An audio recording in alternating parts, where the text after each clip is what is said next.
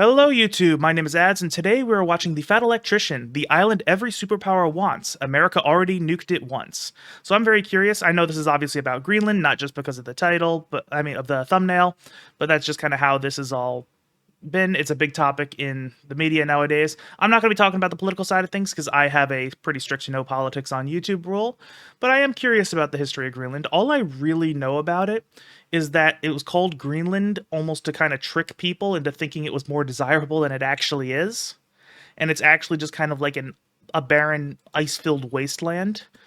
So I'm curious to see what the actual history of this is. So let's just get, and of course the Fat Electrician is great. We always like his videos. He doesn't really miss, and I've enjoyed his content for a while. So for those watching on stream right now, I will be putting the link into the chat.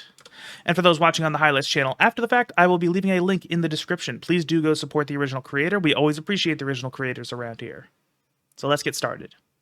Just a quick reminder that you're watching the Highlights channel right now. If you want to catch these streams live or want to check out my more high-effort analytical content, consider checking out the main channel linked in the description. You know, after going on tour a couple of times doing live shows, I've met tens of thousands of fans, and one of the biggest comments that I get is, I wish you were my history teacher in high school. I probably would have actually learned something. So I thought it would be cool to make a video on what it would be like if I was teaching a history class. Okay, and that's interesting, because I actually kind of agree.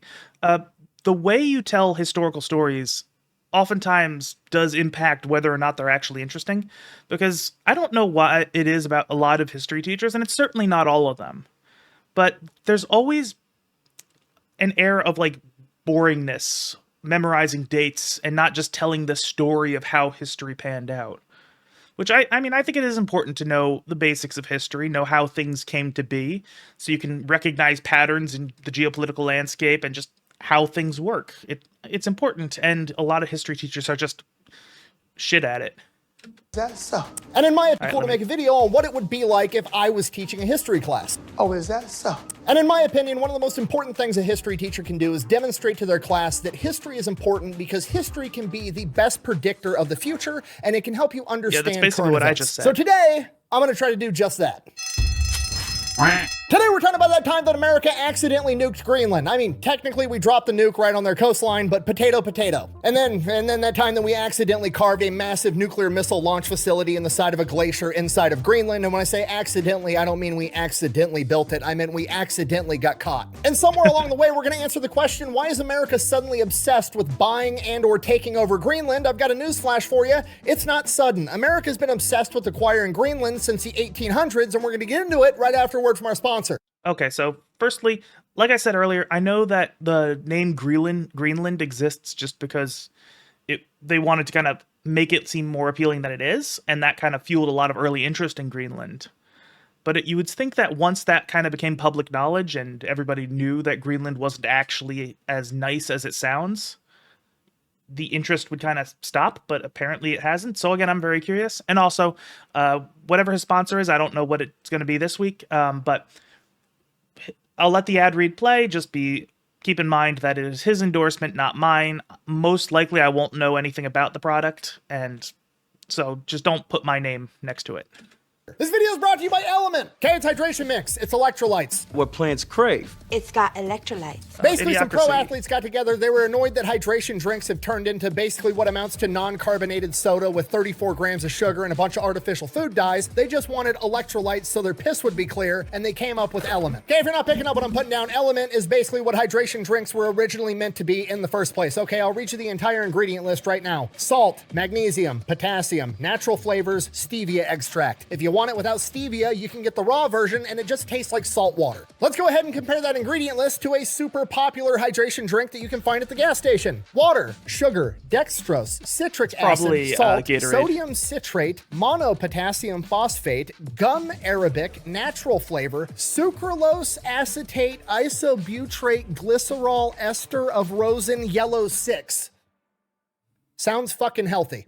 You know I don't speak Spanish. Yeah, and one of the things about these types of hydration drinks, like like the original Gatorade back before it basically became a soda, is, the electrolytes, they're salts basically, and any good drink that is designed to rehydrate you, specifically rehydration after sweating a lot. So it's different from water because, again, water doesn't replace the electrolytes. It's going to taste kind of salty. It's not going to taste as good as, like, you buy a Gatorade from the supermarket. That's just kind of the nature of things. So when they made Gatorade taste better, they also made it less healthy. That's just kind of how these works. I mean, things like this probably don't taste bad, but they're just not going to taste the same. Not a chemist, but I'm going to go ahead and say the element's better. On top of that, it doesn't come in pre-made bottles. It comes in these fancy little sticks. You throw a handful of them in your backpack, your bag, your pocket, whatever. You drink them whenever you want. They got a bunch of different flavors. They're all good, but my personal favorite's a lemonade, and you can try them all out when you use my link down below, because when you use that link, you're going to get a free sample pack with your order. Now let's get back to the video. All right, class, our story begins in 1867. The American Civil War has just ended, and the American Secretary of State, William Seward, has decided that he wants to try to purchase Alaska from Russia. Why does he want to purchase Alaska? Can he tell the future? Does he know that Alaska is going to be one of the most strategically valuable pieces of land on the entire planet? No, he does not. He pretty much wants to purchase Alaska for the sole reason so that Britain can't have it. Is it petty? Yes, but also based. In order to accomplish this, he called... that is a lot of... We don't really think about it nowadays, because nowadays the US and the UK are, pretty good allies, and we're friendly. We get along. We've collaborated in the last couple world wars. So the dynamics are different, but man, it was so funny when America used to just tend to take pot shots at the UK. Just again, like we got our independence and then kind of wanted to stick it to them in a bunch of ways. Also, granted, back then the UK back then it was Great Britain before it was the UK. They had a lot more presence in North America. Canada used to be owned by them, so there was a lot more of a direct conflict there because we were both basically competing for the same chunks of land. So, yeah, the dynamics are different, but I enjoy the historical stories of the US and the UK being very petty towards one another. Calls upon somebody even pettier than him, the American diplomat to Russia, the legendary Cassius Clay, the most gangster politician of all time. Together, they broker a deal to purchase Alaska from Russia for $7.2 million, a whopping 2 cents an acre. Now, with the benefit of hindsight, understanding that Alaska is full of natural resources, on top of that, it is very important geographically for military strategy, it is seen as one of the greatest real estate deals of all time. But that... Yeah, and I think one of the big things, I know there's a decent amount, I believe there's oil in Alaska, which, back then they wouldn't have necessarily had the same utility at it. I mean, there was definitely oil usage back then, but it wasn't as big of a deal as it is today. And I don't think the technology was there to be able to detect it as easily. So they may not have known that it was so full of everything. So that could have been a factor in why why Russia was so readily interested in selling it off. That's not really how everybody saw it in 1867 because they didn't know that yet. So they interpreted this as, we just got out of the Civil War, we're broke, and you guys are spending $7.2 million buying a frozen wasteland where nobody wants to live. What a waste of fucking money. It's a wash. Well, why you do it then, baby Billy? Well, because I'm selfless. William Seward, on the other hand, is not deterred. He just got one deal done. He wants to keep the momentum going. He looks around and he's like, what else can I buy? And then he sees another frozen wasteland, Greenland. He sends surveyors over there. They bring back reports. He's trying to justify to Congress of why we should buy Greenland. He's in talks with Denmark, trying to purchase it from Denmark. The word is he wants to pay $5.5 million. However, due to the public backlash from Alaska and them not wanting to buy another frozen wasteland, the deal never comes to fruition, even though he really wanted to. Okay, so I'm curious. I know around, the 1800s, there was, that was kind of when Manifest Destiny was happening. What they call the Wild West happened, it was like just post-Civil War until the late 1800s. And, Red Dead Redemption takes place Red Dead Redemption 2 takes place, comes before Red Dead Redemption 1, is like late 1800s. I think like 1898 is Red Dead 2, and then a few years later is Red Dead 1. And that is a little bit post Wild West, but it is around that time, America was actually kind of very interested in expanding. Although it was more interested in expanding westward, they kind of had the belief that America was destined to control sea to sea. So maybe that didn't apply to other expansions like towards Greenland or even north into Canada or south into Mexico. I don't really know, but it is kind of interesting that there was that much backlash to gaining territory, basically, especially if it's territory that they could gain without actually going to war. And this kicks off America's long-held tradition of trying to buy Greenland from Denmark. Fast forward to the next time that we tried to acquire it. 1910, President Taft decides that he wants to buy Greenland. Why? Is it because he wants to be petty just so the British can't have it? No, not this time. He actually has a good plan and a good reason for wanting it. You see, a couple of years prior to this, a U.S. naval officer and historian by the name of Alfred Thayer Mann came out with his book that kind of revolutionized the world's understanding of global warfare. And this book is called The Influence of Sea Power Upon History. Now, yeah, and I mean, come to think of it, the location of Greenland probably does make it very strategically useful because you got fairly easy access to both North America and Europe from Greenland, which it's probably less impactful nowadays, but back then when the ocean was how you got from place to place, it was definitely strategically useful. Like if you look at Europe and Africa specifically, you know, Sicily is considered one of the most historically strategically useful places just because it's kind of has sea routes to like the entire general Mediterranean area.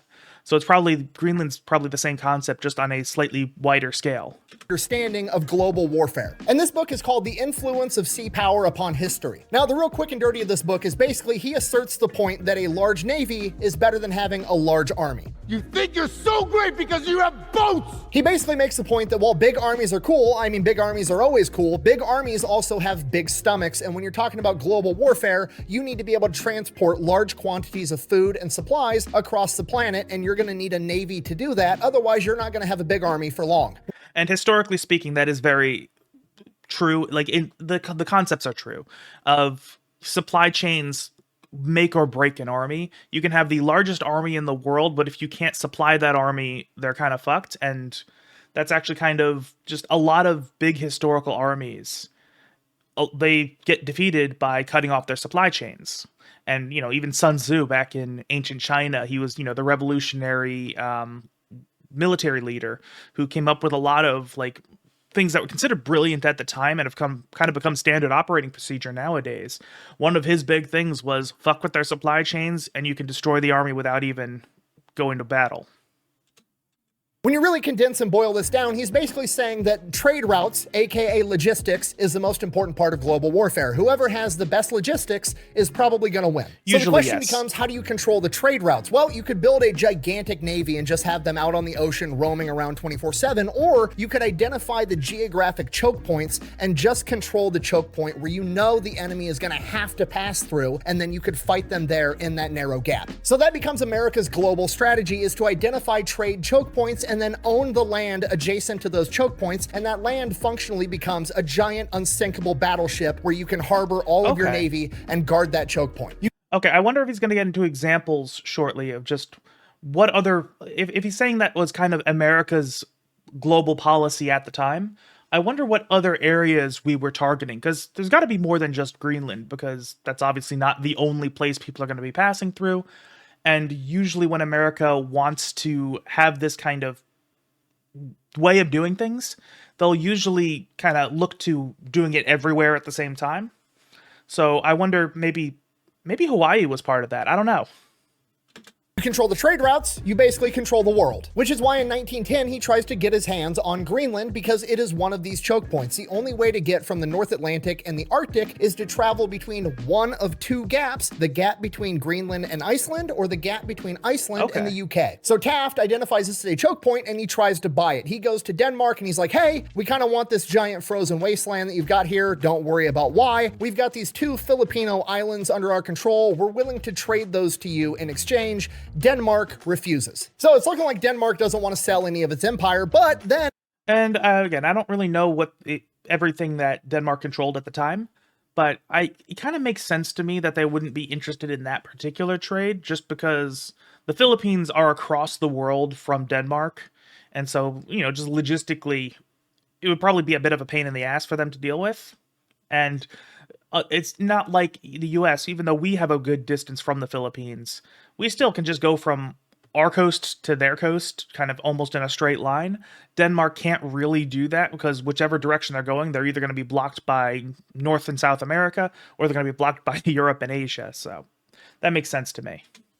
Denmark refuses. So it's looking like Denmark doesn't want to sell any of its empire, but then in 1917, 7 years later, America reapproaches Denmark and is like, hey, we know you're not looking to sell Greenland. However, you have these islands over here that are now called the Virgin Islands, and we need a bunch of forward operational bases and fueling stations for our global empire's navy. Would you be willing to sell it? And Denmark is like, sure, $25 million. America purchases the Virgin Islands from Denmark for $25 million. Okay. And this kind of keeps alive That's the hope early or the 1900s idea that money. maybe one day in the future, Denmark will be willing to sell Greenland as well. Fast forward the early morning hours of April 9th, 1940, Germany invades Denmark. Okay, fast forward again, lunchtime, April 9th, 1940, Germany has conquered Denmark. It took about 6 hours. It took them one day. Okay, that kind of sounds like I'm talking smack. I'm not. That's just factually what happened. If I Well, also, I know that, Germany at the time was pretty, they had a war strategy that when they first pulled it out, let me just get the timeline again, because I got to make sure I'm talking about I think I'm talking about World War II, not morning World War hours of April 9th, 1940, Germany. Yeah, World War II, not World War I. So yeah, World War II Germany, they started out with their kind of really aggressive, like, blitzkrieg tactics. That took people by surprise, and if you weren't really, like, prepared for it, it really just overwhelmed you. And early on in the war, Germany was able to use this, and nobody really had a counter to it. So he was able to get a big early advantage. So yeah, it's not that surprising that Denmark fell quickly. It's a little surprising that it fell as quickly as it did. But the fact that they did get taken over in a relatively short amount of time, considering they're such a small country, does not surprise me in the slightest. And that's not even knocking their military capabilities. It's just the reality of the entire surrounding situation. Germany invades Denmark. Okay, fast forward again, lunchtime, April 9th, 1940, Germany has conquered Denmark. It took about 6 hours. It took them one day. Okay, that kind of sounds like I'm talking smack. I'm not. That's just factually what happened. If I was talking smack, I would be like, what the fuck is going on over in Denmark? The Polish had a post office in Danzig that managed to hold out against the Nazis for 15 hours, and your whole country folded in 6? What are you guys doing? Okay, look, I'm just saying, when the Polish mail carriers are outperforming your entire military, it's not a good look. And let's also not forget that, and he's going to do like the what about section in a minute, but we also can't forget that Poland was invaded by both the Nazis and the Soviet Union at the same time, basically. So that's a little extra impressive that they were able to hold off for longer with two armies trying to take them over at the same time. Okay, look, I'm just saying, when the Polish mail carriers are outperforming your entire military, it's not a good look. Buh! They were ambushed and caught off guard. That's not fair. Buh! Yeah, that's cope. I'm sorry. I'm not buying the statement that the Polish mailmen had better operational intel as to what the Nazis were up to than an entire country's military, okay? Moving on. Regardless, Greenland is now defenseless. America already wants Greenland. On top of that, they definitely don't want the Nazis taking over Greenland and putting, forward weather stations and airstrips and all kinds of shit they're going to need for war to attack the US one day. So America immediately moves in. Now, legally speaking, America has no authority to do this. Factually speaking, who the fuck's gonna stop them? Because it sure as shit ain't Denmark. Damn. So about a year later, America decides, okay, we should probably make this, legal. Well, also, there's the fact that since the Nazis took over Denmark at the time, the question is, who really would have the authority to say something about it? It would probably be the Nazis, just because they controlled Denmark. I don't know if Denmark, were they like a puppet state at the time? They might have been. I don't think they were fully annexed into Germany at the time. But yeah, I mean, it's ultimately a wartime thing. I'm not sure if the U.S. was actually in the war yet, but this could kind of almost be seen as as a wartime operation, as opposed to, something that's like extrajudicial, just, hey, that's mine now, which, granted, the U.S. isn't averse to doing that, but I think it's a little bit more justifiable in the time than it seems like in hindsight. So we have an excuse to actually have this humongous military presence in Greenland. Cue this man, Heinrich Kaufmann, Denmark's ambassador in the United States of America. He's living in the US when Denmark is invaded. So obviously not a huge fan of the Nazis. They just conquered his entire country. So he goes to the American government and is like, look, I'm willing to sign pretty much whatever you want. He signs the Greenland Defense Agreement, which basically just says, Denmark still owns Greenland. However, the United States can do whatever the fuck they want there. You want to build airstrips, occupy it with your military, go for it. Say that again? To which the American government is like, I'm sorry, you're just the ambassador. Do you have the authority to do this? Like, did the Danish government sign off on this? And he's like, no, not at all. They're actually going to charge me with high treason for this. But as far as I'm concerned, they're all under Nazi occupation. We can't trust anything they say. And I think this is what the king would want. So I'm going to go ahead and give you permission to do it. So Okay, so that is interesting to me because I just don't know what the actual political situation in Denmark was at the time. Like, the way he's talking makes me think that my speculation earlier was correct, that Denmark was basically a puppet state at the time, because that's just kind of how the Nazis sometimes did things, where they would annex some places, but they would also just keep things, the existing political structure just under their control. Again, puppet states acting like almost like a buffer between them and whoever that puppet state's neighbors were. So the question is, how much real authority did the Danish government have? And I just don't know anything about the political landscape of Denmark, what the government structure was, how much authority the ambassadors really did have. And I know ambassadors also did have slightly different roles back then, just because it wasn't as easy to communicate in real time. Because, like today, it's very easy to talk to somebody across the world in an instant. Granted, telegrams were a thing for a long time.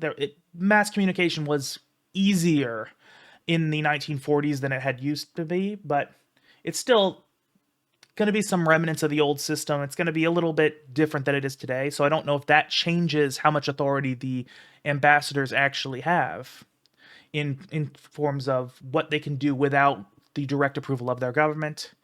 And again, we don't know if the Nazi occupation changes, and maybe he could argue that, hey, this is any orders they give are illegitimate now because they are under the control of a foreign hostile government. I don't know. we can't trust anything they say. And I think this is what the king would want. And you're right, Alan. It is very much like a movie. Honestly, a lot of history is batshit insane.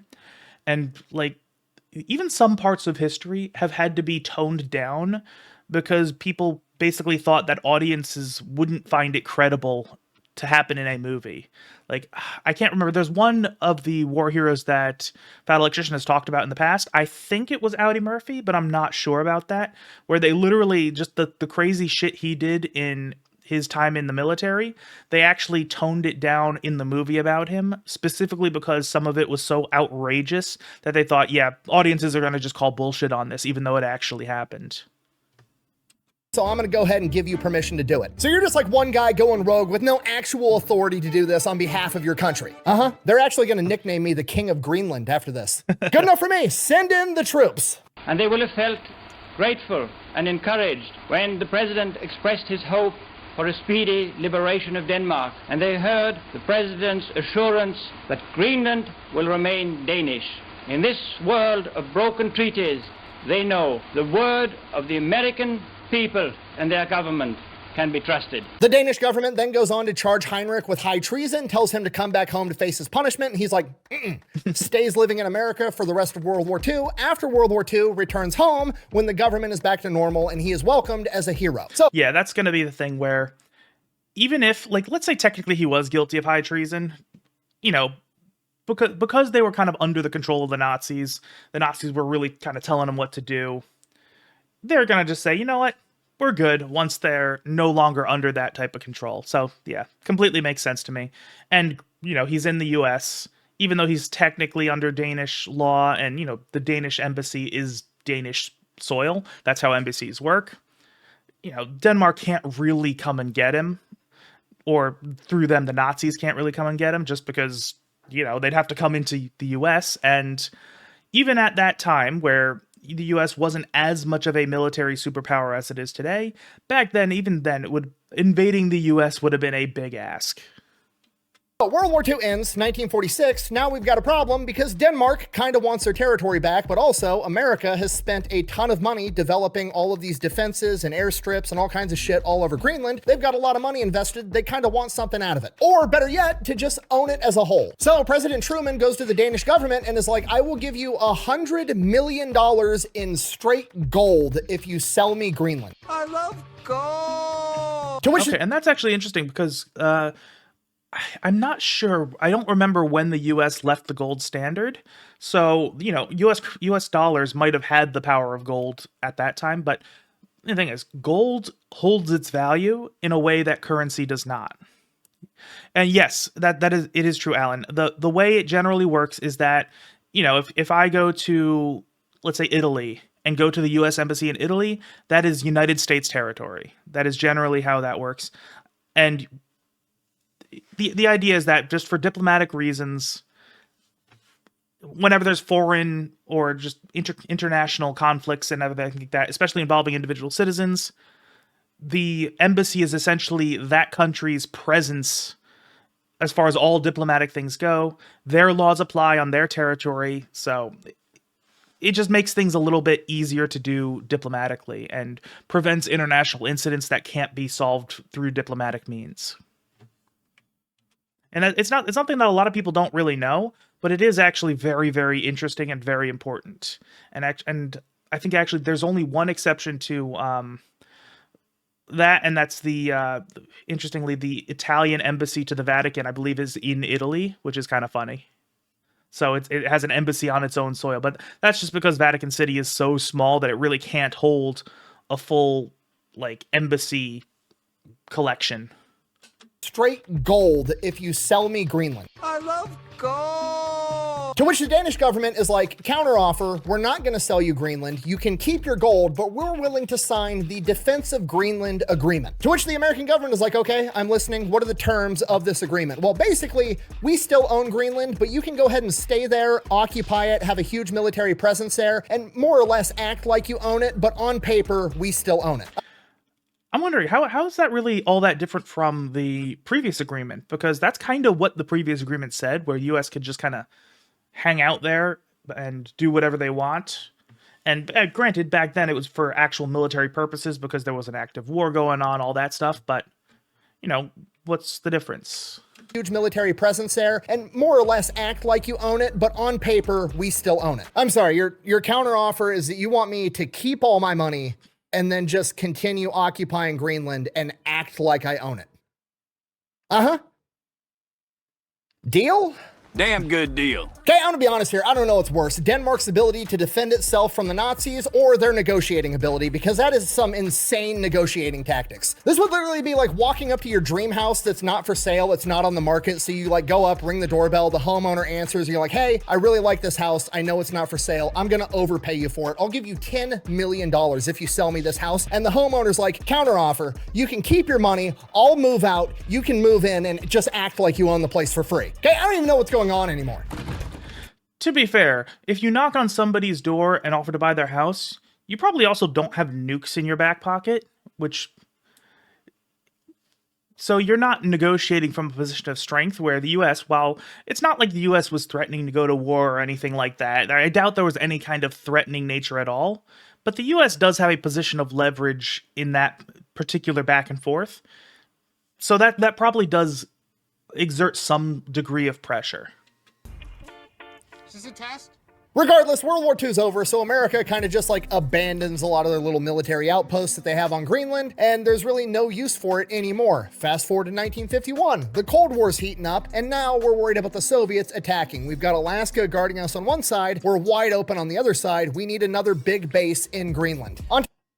I mean, to be fair, it would be tougher for Russia to come through the Atlantic, just because even though there is kind of a path over the north of Europe, sort of, there's still Europe kind of acting as a soft buffer between the North America and Russia.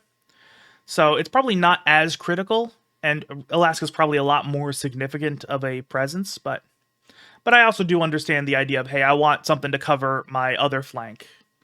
Top of that, we also want to control Greenland because man's strategy still applies, and now it's more adopted doctrine. The gaps that we talked about earlier between Greenland and Iceland and the UK actually has a term now, the GU gap. And now it's even more important because now not only does America need to control it for trade routes, they also need to control it to prevent Soviet submarines from entering the Atlantic and getting close to America. So in 1951, America launches Operation Blue Jay, where they go in and construct an entire airbase, Thule Air Base, in 104 days. days, which is a massive logistical flex showing off to the entire world. They make a whole documentary. They promote the holy shit out of it to show off to the Soviets. This is what we're capable of. And now we also have this air base that you're going to have to deal with if you want to fuck with us. And that's actually another interesting thing is in the Cold War specifically, the United States, it's almost kind of underappreciated, is, because the Cold War was essentially there was kind of two aspects to the Cold War. There was the one of proxy wars, because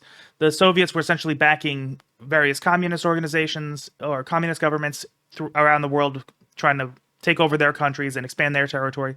The U.S. was dealing with the opposition to that. So essentially, rather than going to war directly with the Soviet Union, we kind of went to war off to the side to avoid a direct confrontation, because both of us have nukes and we don't want to be nuking each other, because both sides realized that that would be a real problem. That was one element to the Cold War. The other element to the Cold War was that the US and the Soviet Union were basically in a giant dick measuring contest, where they said, hey, I can do this thing better than you. Well, I can do this thing better than you. That's why the space race happened, where both the US and the Soviet Union were really trying to get stuff into space. And the Soviet Union got the first person into space, or a bunch of satellites into space. The U.S. ended up getting a person on the moon first, that kind of thing.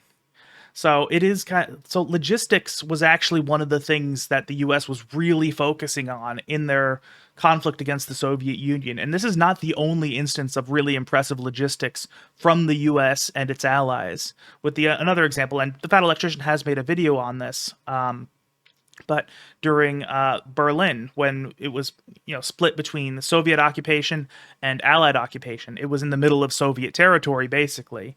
So when the Soviets essentially tried to starve out West Berlin, the United States and Great Britain and all sorts of other countries, so it wasn't just the US, but we were able to basically fly in enough food to keep the city alive, and basically waited out the Russians. And that was just one of the most impressive logistical feats of all time. So this is not an isolated incident, this airfield here. And Maw Gaming, thank you for the follow. And yes, the Olympics was also another big deal as part of the dick measuring contest between the U.S. and the Soviet Union, where I know, big deal was I know basketball was a big one, where the Soviets beat the U.S. for the gold medals there. But also there was the hockey team back when it was kind of once tensions were down a little bit, but we were still measuring dicks against each other. And then the Soviet hockey team went to the US and beat just about everyone until the Philly Flyers ended up kicking the shit out of them. And then the Miracle on Ice happened as well. So yeah, it was any aspect that exists of, that the country can do, they were competing with one another on that.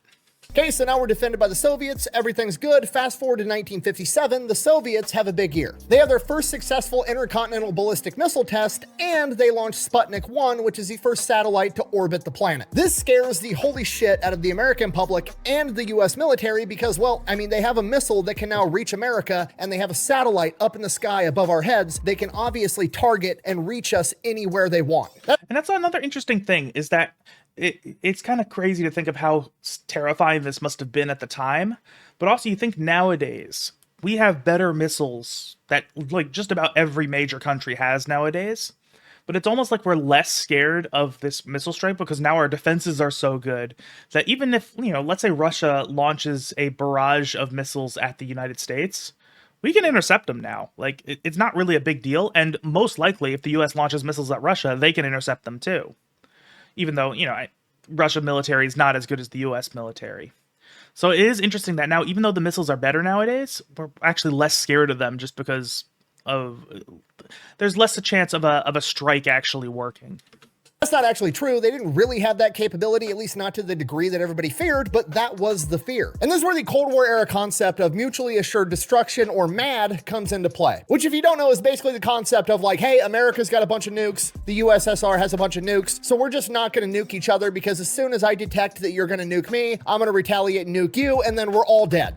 And that is an effective strategy at its core because, again, it keeps you from using your big, country destroying weapons because you don't want them to be used against you. That was effective. It did keep us from using nukes against one another, which, again, if World War III had started with nukes, that could have caused just devastating consequences. And even nowadays, we still are very hesitant to use nuclear weapons. It's not been used in war since World War II.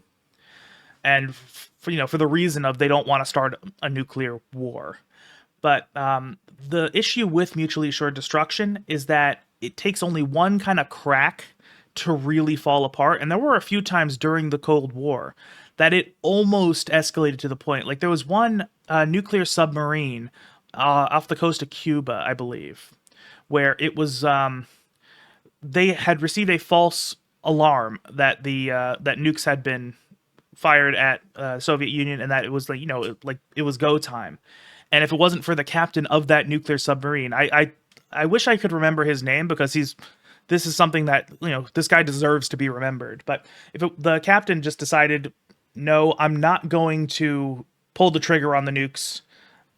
I don't want to be the one who starts a war. And it turns out he was correct. It was a false alarm, and he never actually, and he prevented World War III from starting, which is like, the guy is, for all intents and purposes, he is a hero for that. So, a technical glitch essentially could have caused this to fall apart. What also could make it fall apart, mutually assured destruction, is if you just get one crazy person with a lot of control. So, let's say the Soviet president at the time was just a complete nut job who did not care for his own well-being. He did not care for Russia. He just wanted to kind of exert power. There's nothing stopping them from launching nukes and breaking the system down, because mutually assured destruction only lasts for as long as you care about not getting destroyed. So now modern diplomacy is a little bit better at making sure that none of this happens, especially since nowadays it's kind of it's less of a case of, hey, if you nuke me, I'll nuke you, and more like, if you do anything, everybody else is going to kind of gang up on you and make you stop. This causes Alaska and Greenland to both become even more important, because now they're going to be hosting early warning systems to detect Soviet missiles if they end up firing them, and that's going to give America enough time to ideally respond with their own nukes. But the problem is that in 1957, America doesn't have ICBMs yet. We're not going to have an ICBM until 1959, so the only way to maintain this mutually assured destruction is to have these early warning systems in place, and to literally have the pilots and the nukes loaded on the plane, and the pilots are literally going to live and sleep on this plane, being ready to take off in a matter of minutes if they detect a Soviet missile inbound. So that's what's going on. Fast forward to 1959, America gets ICBMs. You want to know what would go great with our new ICBMs? A secret underground layer to launch all our ICBMs from. Well, technically it's not underground, it's going to be under ice. We're going to go to Greenland, where there's this like mile thick ice sheet, and we're going to carve a secret underground tunnel network into this ice sheet and use it to launch all of our missiles. This is like some Bond villain bullshit. That's amazing. And this is going to be a top secret project known as Project Iceworm. And on paper, it's a brilliant idea, because this is going to be concealed under all of the ice. It's going to be away from mainland America. So it's basically going to be immune to a Soviet first strike, because they're not going to be able to identify where it's at. It's up in the Arctic. It's hard to get to. And even if you do get there, there's no identifying terrain features. It's just white ice wasteland absolutely everywhere. The Soviets are never going to be able to find it. And also, I don't know exactly, because I just don't know the science behind it, but it's also possible that it could withstand a strike as well. I don't know if it could withstand a nuclear strike, but we got to remember, if you're carving into like a significant amount of ice, that's going to provide a decent amount of cushion. That's why underground bases exist, is because it's really hard to destroy them. So that could be a factor as well. Off paper, just, as a guy, as an electrician, a dude that's built a lot of stuff, the idea of building an entire nuclear base out of ice kind of seems like a stupid idea, because I know this is going to be shocking to many of you. Ice fucking melts. But hey, what do I know? I mean, I'm just some dude that makes a living selling t-shirts on his YouTube channel. I'm sure the scientists and the people put in charge of trillions of tax dollars are much smarter than me, and it's going to work out fine. Let's see what happens. Okay, to be fair, again, I don't know the climate of Greenland, because that is a very important factor in all this. But if you're in a climate that is consistently below freezing and like it doesn't really warm up, ice is a lot more stable than you would think. Like, and it does a lot more than you would think. Like, you think about the Inuit or the Eskimos, whatever you want to call them. They made their igloos, which, you know, we kind of view there's like a pop culture idea of what the igloos looked like, but the way the igloos kind of worked is because that area was always freezing. It never heated up. You know, you could build the things out of ice, and ice is actually a very good insulator, which is why they used it. And they would build fires inside the igloo. And you'd think, wait, wouldn't that make it melt? Well, sort of, yeah. The inside would start to melt, but then the outside was still so cold that it kept it frozen. And it was a very, very stable way to create a structure in that environment. So if Greenland is the same way, and I think it is because it's a very cold country, you could definitely create or dig something out of the ice, build things out of ice, as long as it doesn't heat up enough to melt it completely. Like, you should actually probably be fine. And, you know, again, I'm not saying that his point is wrong, that, you know, government doesn't do stupid things, because it absolutely fucking does. But I think he's probably just not thinking of the actual complete picture of what it means to use ice as a either as a foundation or as a building material in an environment that is consistently below freezing. Though also there is the factor that if you're building a big base, there's going to be a lot of heat generated inside there. The question is, will the environment be able to kind of counteract the sheer amount of heat that a military base would generate? That I don't know. There's a lot of variables that I'm just not... I don't even know how to figure that out, even if I had all the information, and I don't have all the information. But I don't think it's as stupid as he's making it sound. We call this foreshadowing. So in Dankula. 1959, they start building this secret under ice base, and pretty quickly, the people from Denmark are like, "Hey, Okay, and what?" I'll make that. I'll listen to that. So he might just have made me sound very stupid right there, where there are actually going to be issues that arise from it being made out of ice. So granted, I'll probably eat my words in a second, but at the same time, I still think the core ideas of what I was saying are true, where it is not as obviously stupid as he's making it sound.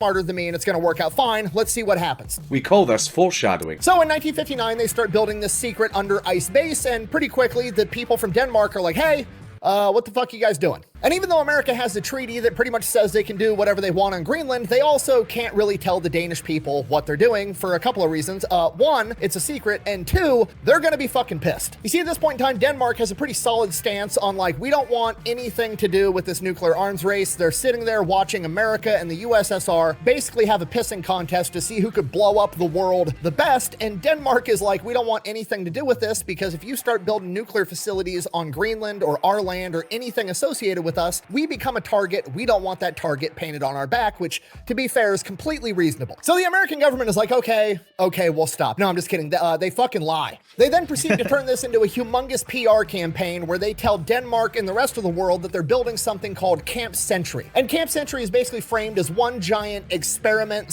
/ showing off contest where America's gonna go in there, build this massive under ice base, showing off American logistics and American construction capability. And then once we do that, we're gonna have a bunch of people go and live in this under ice base where they never see the sun, as a huge social experiment to see how people handle living underground in close quarters with one another, in case people did ever have to go underground because of nuclear fallout. Honestly, that's actually a pretty believable lie, just because that is exactly the type of thing America would do at that time, especially because, as I mentioned earlier, and he's basically backing me up on this, the Cold War, aside from the, you know, multiple hot wars that were happening around the time, like Vietnam, Korea, all these places, a lot of what the Cold War was, as far as the US and the Soviet Union directly, was basically a giant dick measuring contest. So if the United States could build something as saying, hey, look what we can do, go fuck yourself, that is exactly something the United States would have done. Okie dokie. Okay, now on one hand, that sounds kind of fucking stupid, but on the other hand, this is the American government, so that makes complete sense. Sure, go ahead and build your underground experiment. So the Americans get to work. First things first, how are we gonna power this thing? Okay, if we have to ship diesel fuel for generators all the way into the Arctic Ocean, that's gonna be a humongous logistical strain, so that's not ideal. You know what would be cool? We could build the world's first portable nuclear reactor and then ship it to the Arctic and then install it in our fucking freezer base. Next question, how are we gonna get fresh drinking water? Well, and that's actually one thing that's interesting, is that when it comes to powering things on a large scale, but like in ways that can't have this dedicated infrastructure, nuclear power is generally kind of the way to go. Like, you know, they have like nuclear submarines that are powered by little tiny nuclear reactors. That is kind of how to do that, because it just doesn't require a lot of outside infrastructure and a lot of space once it's set up. So, I mean, aside from the fact that, I mean, personally, I'm a big nuclear guy. I do definitely think that nuclear energy is kind of the best solution to most of our energy problems currently. And, you know, I'm also, not to get too political, because again, no politics on YouTube, that's my thing. I also am not a huge fan of how I think it was Germany recently, like, just kind of deactivated a lot of their nuclear power plants for just no fucking reason. But yeah, but even beyond my general belief that nuclear is the best, it has utility in these specific types of situations that other power sources just don't have. We are surrounded by ice. You can't drink ice. We got to figure out some way to melt it. So they go inside the base, they drill a gigantic hole straight down, and then just basically drop a space heater into it, and then proceed to melt the ice in the hole, basically creating a giant well of fresh glacial ice. Okay. I'm gonna say also, the question is, I don't know the whole idea about what their architectural plans for that was, but you got to wonder, is like, would that eventually cause structural issues? It might just be a case of it takes so long for there to be structural issues that it's just not an issue. But still, my thing was about that would be like, where is the melting coming from, and how does that apply years down the line? The ice in the hole, basically creating a giant well of that is fresh cool, glacial ice. I'm gonna say that again, but slower. They're gonna melt a bunch of the ice underneath their base, Okay, which so what is I just made said. out of ice. Absolutely nothing could go wrong. And then we're not even gonna touch on the fact that, like, ancient bacteria and viruses, like, I don't know, the bubonic plague, can all get frozen and trapped inside of glacial ice and be preserved there, and then once thawed out can be completely active and back to normal, and then that's the water that we're gonna be drinking. Yeah, that is a valid concern, but also if you have actual treatment of the water, whether it's through, I mean, probably wouldn't be through chemicals, but if you treat it with heat, that'll kill like just about anything and anything. And they had purifiers. I mean, there would be purifying it just for contaminants, I would imagine, but also you'd probably want to boil it just to kill any kind of bacteria that are there, or viruses too. But I mean, bacteria is like the big concern. So I imagine it's not that big a deal. Oh, as in boilers. Okay, fair. Because generally there are kind of two ways to treat water. There's, you know, heat or chemicals. You probably don't want to do chemicals on drinking water, so it would be heat. But okay, although to be fair, actually, come to think of it, so I am kind of, my brain is going a mile a minute thinking about like the eventualities. One of the downsides of treating contaminated water is because a lot of times what gets you sick is not necessarily the bacteria itself, but the waste it produces. And while boiling something or heating something up can destroy the bacteria, it won't destroy the waste products that actually make you sick. That's why cooking tainted food doesn't actually make it safe to eat, and you can still get food poisoning even though there's no bacteria. Like if you leave chicken out and then cook it, the toxins can still mess you up. But if it's frozen, the bacteria and viruses and whatever, they're probably dormant. So killing them would actually make it safe, because then it doesn't have a chance to produce the toxins that actually make you sick. So I'm thinking almost a little bit too deep into it. But yeah, so I get his concern, and you probably should avoid drinking water that you don't know the cleanliness of in general, even if you treat it. But at the same time, if you do treat it, it's probably about as safe as you can make it, and it's not something to be too concerned about.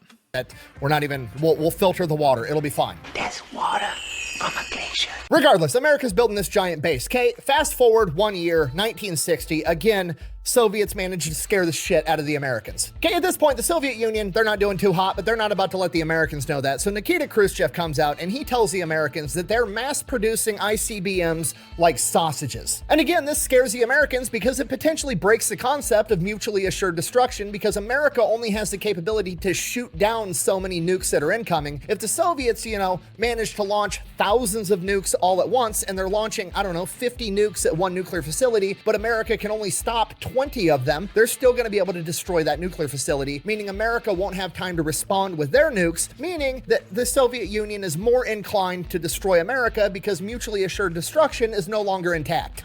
I mean, there's some truth to that. There's also the fact that, even if the Soviet Union can destroy the nuclear facility, the U.S. is still going to be able to launch a nuclear strike back at them. So, the core idea of mutually assured destruction is still there, but it's like, maybe not full destruction, but it's still going to be very, very costly for the Soviet Union to nuke the United States in that situation, because they're not going to do it without getting a significant amount of damage in return.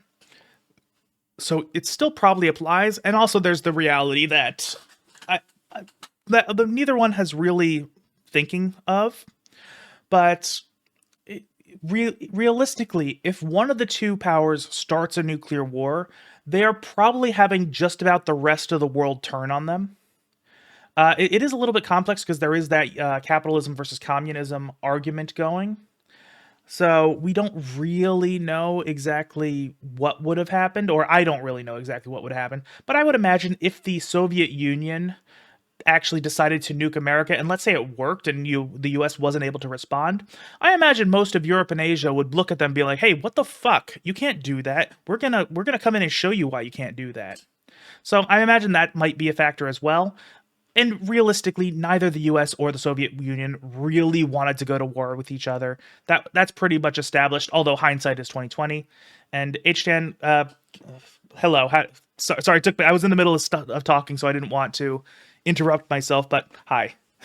Hey, we can't have that, so America's got to do something. We're going to go back to old reliable. We're going to go back to having the nukes loaded on the planes with the pilots ready. The problem is ICBMs have improved over the last couple of years, and being able to have the planes in the air in 10 minutes isn't going to be fast enough because the nukes could still hit in that 10-minute gap, still destroying the concept of MAD. So now the only thing America can do is launch Operation Chrome Dome, one of the greatest names for a mission ever, where America is just going to have planes in the air 24/7 all day, every day, for years. Okay, yeah. I'm not exaggerating. We actually did this. We loaded nuclear warheads onto B-52 heavy bombers and just had them doing hot laps around the entire continent of North America all day, every day, 24/7. That way, the planes are already in the air, so once America detects that the nukes are inbound, they're just going to radio the pilots, hey, we're all going to die. They fired the nukes. The pilots are going to be like, copy. They're going to change course, break out of their hot lap, and beeline it to the USSR and bomb them back. Okay, I mean, that actually is interesting because I think I remember watching a movie with the premise of these pilots where I think it was called Failsafe, where the whole premise was that, it was Cold War time. They were flying, they had the nuclear weapons on the plane, and essentially it was almost like a probably inspired by the nuclear sub incident, but essentially the plane gets a false alarm, false confirmation that the United States has been hit with a nuclear strike, and their standing orders were, if you get confirmation, and it wasn't just a case of, hey, you get a radio call, it's like, hey, by the way, nukes happened. There's like a couple of checks and balances to make sure that, any kind of thing that goes wrong has to go really wrong for there to be a false alarm, but it could still happen. And yeah, the whole presence is that they get a false alarm that the Soviet Union had nuked America. So it was about what they would do in that situation. And Alan, I don't know how much it cost, but it cost a lot. Like, the US and the Soviet Union were pouring like a ton of money into their militaries at the time. And hello, Vakaras. Good to see you. Imagine having that pilot's job. Like, I'm going to go to work, it's going to be super boring, or it's going to be the apocalypse. There's no in between. Doesn't sound so bad. Anyways, that goes on for years. Fast forward to 1963, going back over to our secret project Iceworm, our glacier base. You're never going to believe this. We have to abandon the project because the ice is fucking melting. Luckily, obviously, this was predictable and everybody saw this coming, so they had a plan to evacuate and take out everything with them. No, I'm just kidding. They basically grabbed all the important shit. They took the nuclear reactor, all the other super important stuff, and took that back to America, and then just left a bunch of other military equipment and, you know, radioactive waste and fuel and all kinds of other toxic shit inside the ice, thinking that the ice would just, you know, freeze over and it would stay frozen in this glacier forever. Okay, look, I'm the most pro-America dude on the planet, but seriously, we got to work on our pull-out game because historically speaking, we're not good at it. You were leaving it in. I've been pulling out for years, son. So, yeah, Secret I Ice remember the Layer, not going to Afghanistan happen, but we do fiasco. still have Operation Chrome Dome, and that's going... I mean, it's going. In 1961, there was a crash, and we accidentally dropped 2 of the nukes in North Carolina. Luckily, they didn't detonate. Yeah. And then in the same year, in 1961, we also accidentally dropped some on California. Luckily, those didn't detonate either. And then in 1964... Yeah, that's one thing. Is a very interesting thing about, I mean, the U.S. government in particular, but I mean, I imagine this is also a factor in a lot of governments across the world and throughout history, is they're capable of very impressive logistical and military feats, but also just stunning levels of incompetence and stupidity. Like, it's amazing that both of those things can exist at the same time. Because, again, you think of the stuff that the U.S. did during the Cold War. Some of the most impressive logistical feats ever, like the Berlin airstrip. Like, the fact that we made that happen, again, granted, it wasn't just the U.S., it was a bunch of everything. It was a bunch of countries came together to make that happen, but the U.S. was majorly involved in that. That is, like, astounding that was possible, that we managed to feed an entire city through air deliveries for such an extended period of time. And we're also accidentally dropping nukes on South Carolina. We also accidentally dropped some on California. Luckily, those didn't detonate either. And then in 1964, same thing again happened in Maryland. Got lucky, they didn't detonate. And then in 1966, our luck would run out. On the coastline of Spain in the Mediterranean, a B-52 carrying 4 hydrogen bombs had a mid-air collision with an oil tanker that was doing aerial refueling. 2 of the bombs had their conventional explosives detonate, blowing the nuclear material all over the place, contaminating absolutely everything, and it's going to emit radiation for millions of years, so that takes a ton of extensive cleanup. One of the bombs fell on land, did not detonate, and was recovered, and the other bomb fell into the Mediterranean and is just sitting down there at the bottom of the ocean, and America has to figure out how to go get it. So Uncle Sam calls up one of his main characters, a guy by the name of Carl Brashear, the first ever black master diver in American history, who lost his leg in an accident and then went on to become the first amputee master diver in history, and they send him down to the bottom of the ocean in his dive suit, and he is able to recover this nuclear warhead. That is very interesting to think of. I wonder how he managed to do that with one leg, because, you know, diving is a pretty physically intensive job, and in a lot of stuff, I don't know if it had to have been a military position, but one thing is, a lot of these, you know, intense military positions, they don't usually let people do them if they have some sort of significant physical disability, or they're just, you know, have some issue with it. Like, you know, the famous example is how the Air Force wouldn't let you become a pilot if your eyesight wasn't 20/20.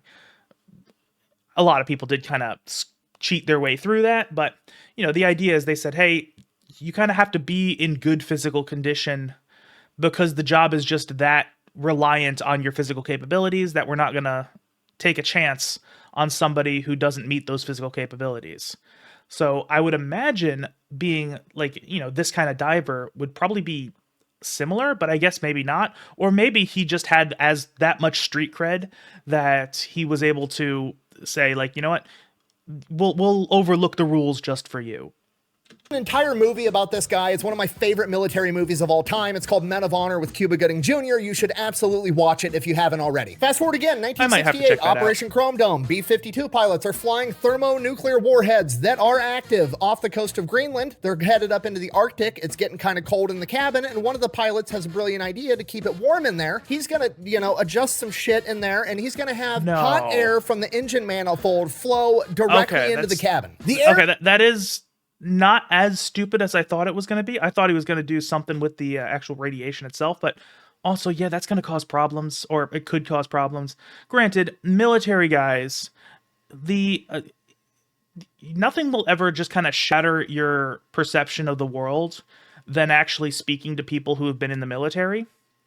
Because if you don't know anybody in the military, you think of the military as this incredibly professional, like, best of the best, like even if they were a fuck up before they joined, they got shaped up and they're really just kind of on point all the time. Then you meet actual military people, you hear some of their stories, and you realize, oh shit, there are a bunch of total fucking gremlins in the military.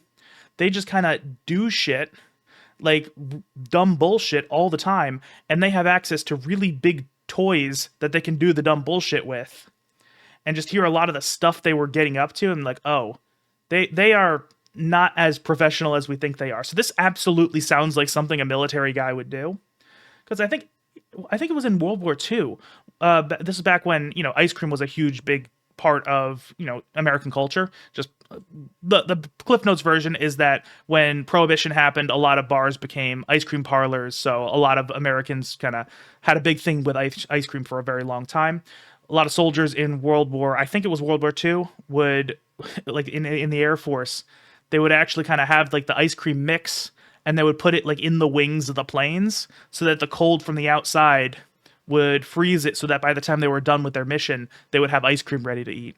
So this kind of sounds like almost an extension of that general mindset.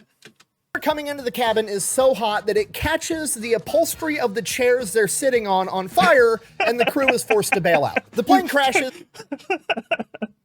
That is even okay. Once again, I've kind of looped back around to, it's actually dumber than I thought it was, because you would think, again, as much as I do generally respect the military for the most part, but I also do acknowledge that there are a bunch of gremlins in the military. That is a reality I've accepted from talking to people who have been in the military.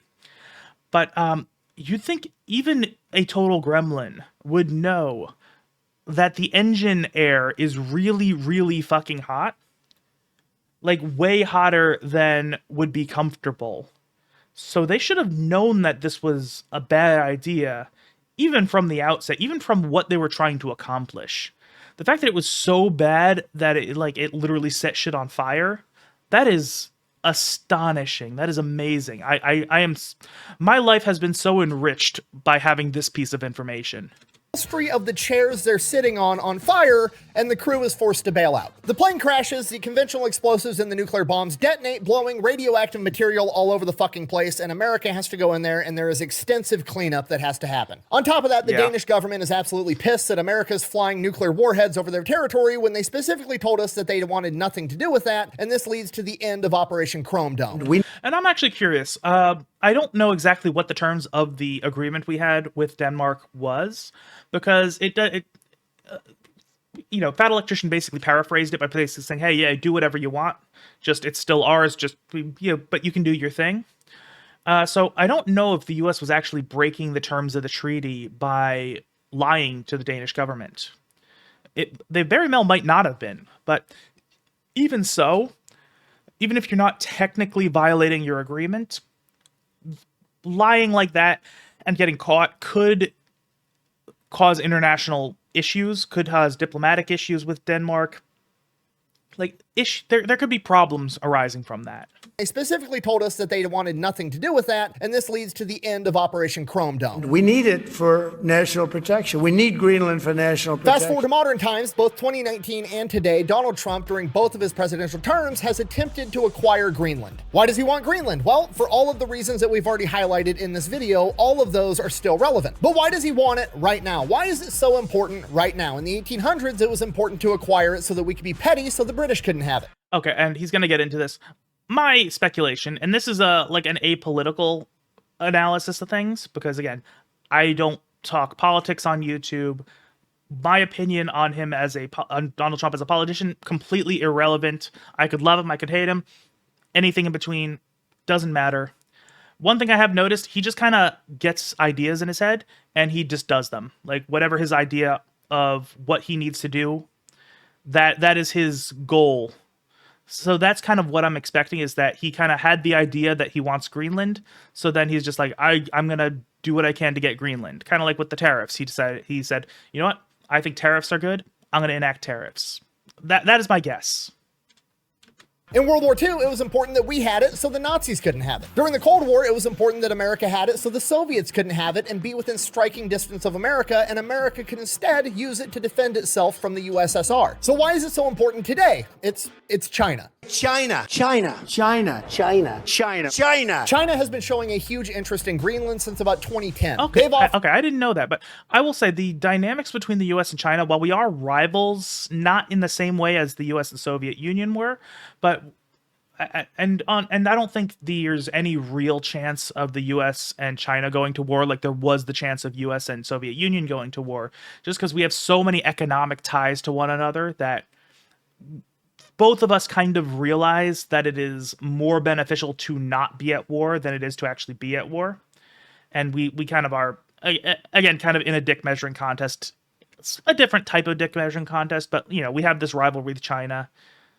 So it is understandable, although I don't think it's quite the same as it was in the Cold War era. Like, there's not the active threat of serious, like, engagement happening, I don't think. To build airports on the island. They've offered to help build infrastructure. They've tried to acquire mineral mining rights. They're basically trying to work their way into Greenland so that they have a foothold there as well. And America doesn't want that for obvious reasons. Yeah. Because of that, America tried what America's always tried. They tried to buy Greenland. And just like always, Denmark said no, and now they've went to the negotiating table to come to some kind of agreement. And we don't know what's going to happen yet. But from what we've heard, it sounds like they're just reaffirming the 1951 Defense of Greenland Agreement, and America's going to be allowed to maintain or potentially grow its military presence on the island with missile radars and troops and all kinds of other stuff. And then potentially they're going to talk about mineral rights. Yeah, that sounds like the most likely scenario. Although you never really know. I mean, when it comes to geopolitics, anything can really happen. You know, the right people get into the right room and come to the right decisions. Crazy shit can happen. You never really know, but yeah, that seems most likely what's going to happen, because it seems like Denmark doesn't want to give up Greenland. They like having Greenland, but also they realize they're generally not negotiating from a position of leverage, so they make whatever concessions they can do without actually, you know, giving up the territory. If I had to go out and guess, I would say the Trump administration is going to try to buy the mineral rights for Greenland, and I'm going to go out on a limb and say Denmark is going to say no, but we will agree to also not sell the mineral rights to China, Russia, or anybody else. If so facto, history repeats itself. America has a reason for wanting Greenland. America offers to buy Greenland. Denmark says no, keep your money. We keep owning it, but you can pretty much do whatever you want. And that is today's history lesson. History is important to know because it is the best predictor of the future. Thank you for watching. Best way to support the channel is go buy some merch over at thefatelectrician.com. Quack, bang, out. Okay, that was interesting. I'm gonna let him do his little ending bit. All right, fine. You talked me into it. I'm gonna go watch Man of Honor. Okay.